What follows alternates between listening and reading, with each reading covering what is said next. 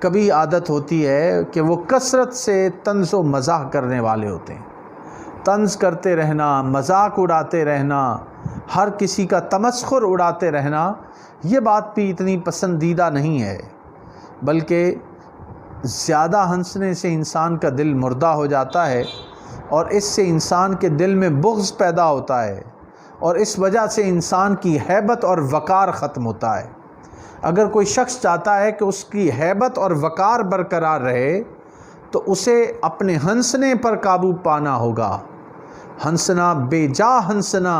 اور طنز اور مذاق کرتے رہنا، یہ انسان کی قدر و قیمت دوسروں کی نگاہ میں گرا دیتا ہے.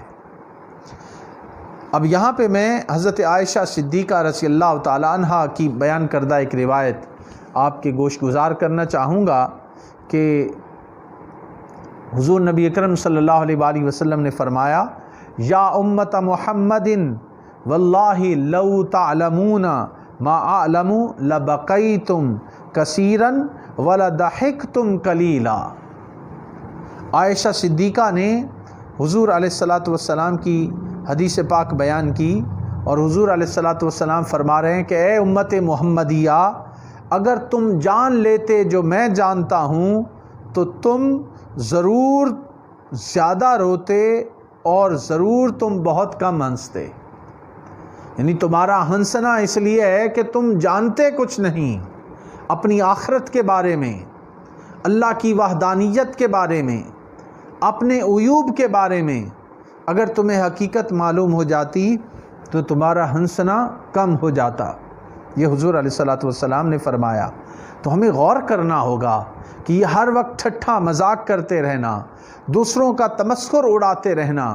دوسروں پر طعن و تشنیع کے فکرے کستے رہنا،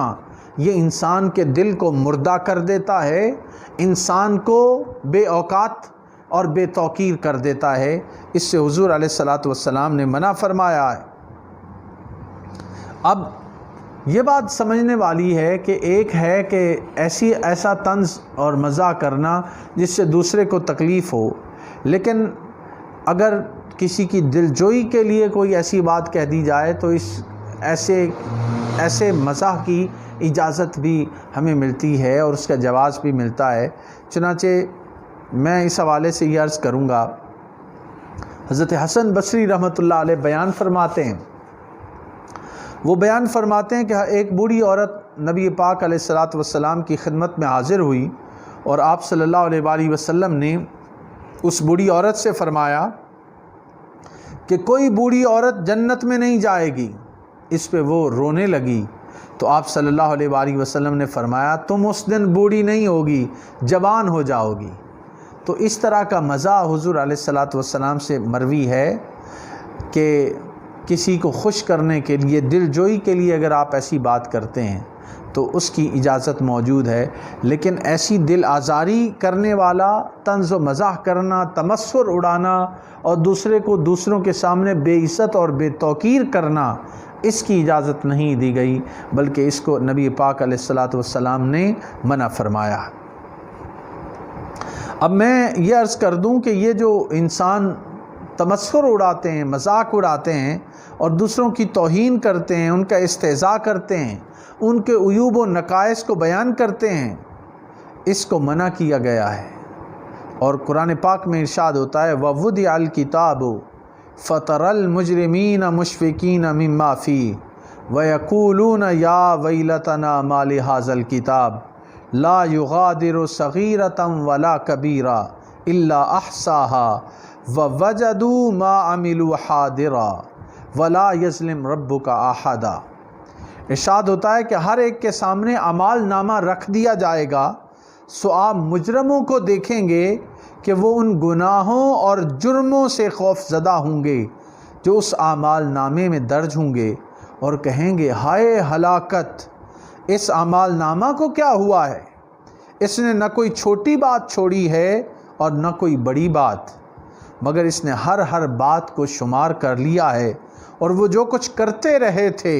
اپنے سامنے حاضر پائیں گے، اور آپ کا رب کسی پر ظلم نہیں فرمائے گا. تو دوستان محترم،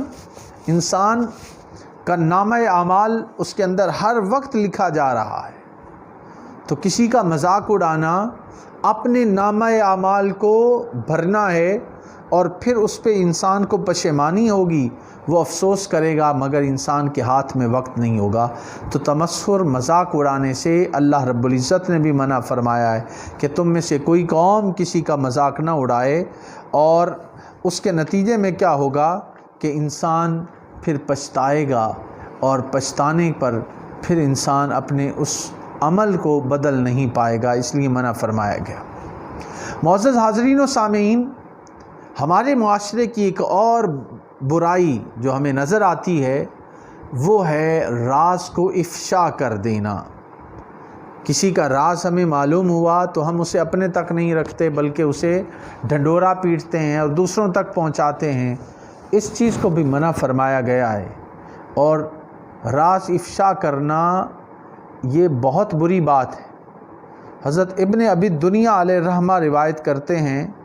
کہ ابن شہاب نے فرمایا الحدیث بینکم امانہ، کہ گفتگو تمہارے درمیان امانت ہے۔ کسی کے ساتھ آپ کی گفتگو ہوئی،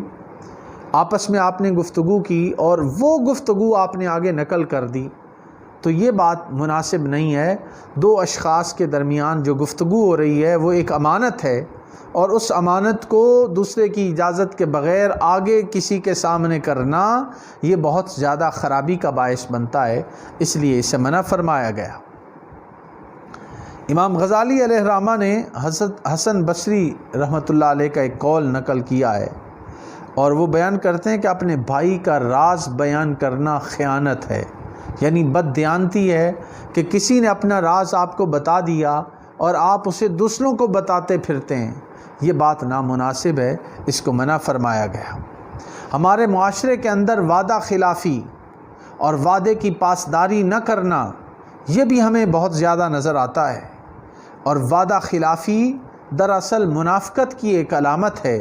اللہ رب العزت نے قرآن پاک میں ارشاد فرمایا یا ایھا الذین آمنوا اوفوا بالعقود، اے ایمان والو اپنے وعدے پورے کرو۔ تو اپنے عہد کو، اپنے وعدے کو پورا کرنے کا حکم ہمیں قرآن پاک میں ملا ہے، مگر وہ وعدہ ہی کیا جو وفا ہو۔ ہمارے معاشرے میں روزانہ ہم عہد کرتے ہیں، نہ اللہ سے اپنے عہد کو نبھاتے ہیں، نہ اللہ کی مخلوق سے کیے ہوئے عہد کو نبھاتے ہیں۔ یہ بات بہت نامناسب ہے اگر ہم اپنے وعدہ خلافی کرتے ہیں تو۔ حضرت عبداللہ بن ابو الحمصہ رضی اللہ تعالی عنہ فرماتے ہیں کہ بعثت سے پہلے میں نبی پاک علیہ الصلاۃ والسلام سے کوئی چیز خریدی۔ حضرت عبداللہ بن ابو الحمصہ بیان فرما رہے ہیں کہ نبی اکرم صلی اللہ علیہ وآلہ وسلم نے ابھی نبوت کا اعلان نہیں فرمایا تھا، اس سے پہلے میں نے بیان کر رہے ہیں کہ نبی پاک صلی اللہ علیہ وسلم سے کوئی چیز خریدی اور اس کی قیمت کچھ میری طرف باقی رہ گئی۔ میں نے وعدہ کیا کہ محمد صلی اللہ علیہ وآلہ وسلم میں اسی جگہ لا کر آپ کو دیتا ہوں۔ وہ فرماتے ہیں کہ میں بھول گیا، اور 3 دن کے بعد مجھے یاد آیا کہ میں نے تو محمد مصطفیٰ صلی اللہ علیہ وآلہ وسلم سے وعدہ کیا تھا۔ تو کہتے ہیں کہ جب میں وہاں گیا تو حضرت محمد مصطفیٰ صلی اللہ علیہ وآلہ وسلم کو وہیں موجود پایا، تو جب مجھے دیکھا تو حضرت محمد مصطفیٰ صلی اللہ علیہ وآلہ وسلم نے فرمایا اے جوان، تم نے مجھے تکلیف دی ہے، میں 3 دن سے یہاں تمہارا انتظار کر رہا ہوں۔ اب یہ حضور علیہ الصلوۃ والسلام کا عمل دیکھیے کہ وعدہ کیا کہ میں یہاں موجود رہوں گا، تو 3 دن تک وہاں موجود رہے، اس کے آنے کا انتظار کرتے رہے، اور یہ بعثت سے پہلے کا واقعہ ہے۔ ہم اپنے وعدوں کی کتنی پاسداری کرتے ہیں، اور وعدہ خلافی ہمارا تو معمول کا کام ہے۔ ہمیں سبق سیکھنا ہے نبی پاک علیہ السلام سے، اور اپنے اعمال کو اس طرف لانا ہے کہ ہم وعدہ خلافی کی طرف نہ آئیں، اور زبان سے ایسی بات نہ نکالیں، یعنی زبان خاموش رہے، وعدہ نہ کریں اگر پورا نہیں کر سکتے، اور کسی کے ساتھ اگر وعدہ کیا ہے تو پھر اس کو نبھانا ہوگا۔ ہمارے